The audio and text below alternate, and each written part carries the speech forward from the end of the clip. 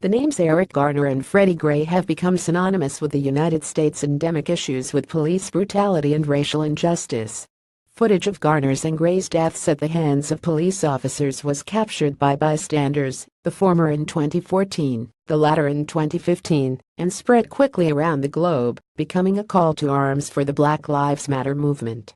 And while Garner and Gray's names are now emblematic, very few people have heard of Ramsey Orta and Kevin Moore, the men who captured Garner and Gray's deaths on camera. Now, with her documentary Cop Watch, journalist and filmmaker Camilla Hall is shining a light on Orta, Moore, and the team of like-minded citizen activists who make up Wake Up Watch, a grassroots organization that films on-duty police officers in the hopes of deterring future police brutality-related deaths. Hall had been researching police brutality for a different documentary when she discovered that both Orta and Moore had been arrested shortly after their videos went viral.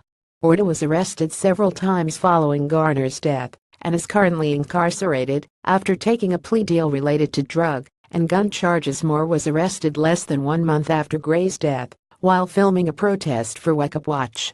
He was later released. Both men claim their arrests were retaliation for the videos they recorded. I thought, well, what's going on here? Why is nobody asking these questions? Because this is a story that needs to be told, Hall told BuzzFeed News. But telling that story wasn't easy. Orta's lawyers quickly and repeatedly declined Hall's requests for interviews. Eventually, she discovered that Orta had begun to work with Wake Up Watch, and a colleague put her in touch with Jacob Crawford, the organization's co-founder.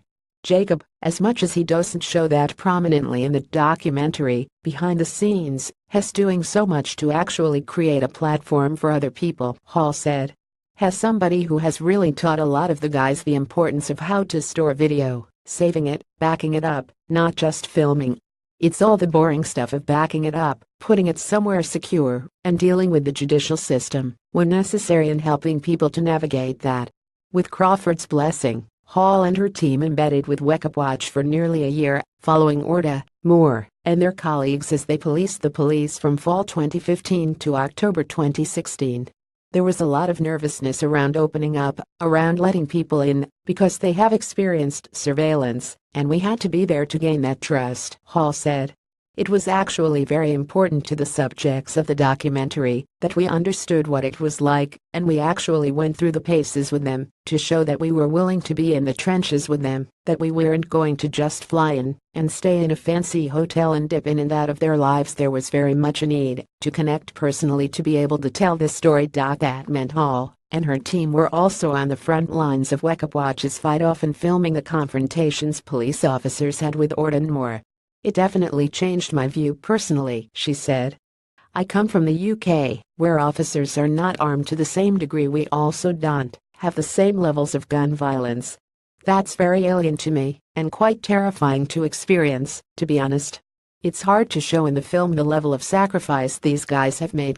It's almost to the detriment of themselves. They do kind of tend to drop everything for somebody else. It's incredibly inspiring to see people who are willing to do that. Hall hopes watching Orta, Moore, and the team in action will inspire others to follow their lead.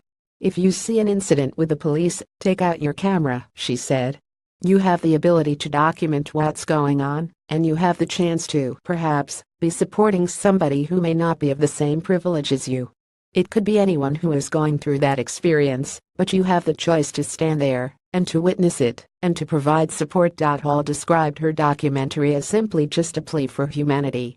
A plea to look out for each other, to look out for your neighbor. To not walk by when something terrible is happening to somebody else, and taking that active decision to look out for one another, she continued. I think it's just something we've lost to some degree. These have to be active decisions. Even if we change the way one person behaves, that's something to celebrate at this point. Got a confidential tip submitted here.